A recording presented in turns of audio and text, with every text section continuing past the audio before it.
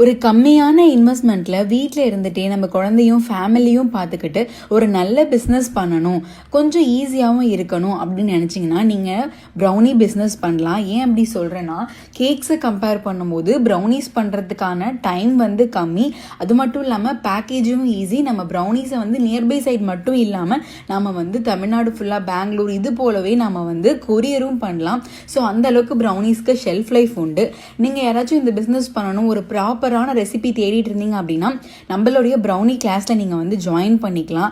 So நான் எப்படி பண்ணுவேனோ tips and tricks எல்லாமே இந்த கிளாஸில் நான் வந்து ஷேர் பண்ணுவேன். ஒவ்வொரு பைட்டுமே அவ்வளோ ஃபட்ஜியாக இருக்கும். ஓகேவா? அது மட்டும் இல்லாமல் நம்ம என்னென்ன கேஜிக்கு என்ன டின் யூஸ் பண்ணணும் அப்படிங்கிறதுலேருந்து என்னென்ன ப்ராடக்ட்ஸ் யூஸ் பண்ணியிருக்கேன் அப்படிங்கிற விஷயம் எல்லாமே நான் உங்களுக்கு வந்து டீட்டெயிலாக சொல்லிவிடுவேன். அது மட்டும் இல்லாமல் ப்ரைஸிங் எப்படி ப்ரௌனிஸ்க்கு ஃபிக்ஸ் பண்ணுறது, பேக்கேஜிங் எப்படி பண்ணுறது, கொரியர் பேக்கேஜிங் எப்படி பண்ணுறது, கொரியர் போட்டால் ப்ரௌனி உடஞ்சிருமா அப்படிங்கிற விஷயம் நிறைய பேருக்குமே இருக்குது.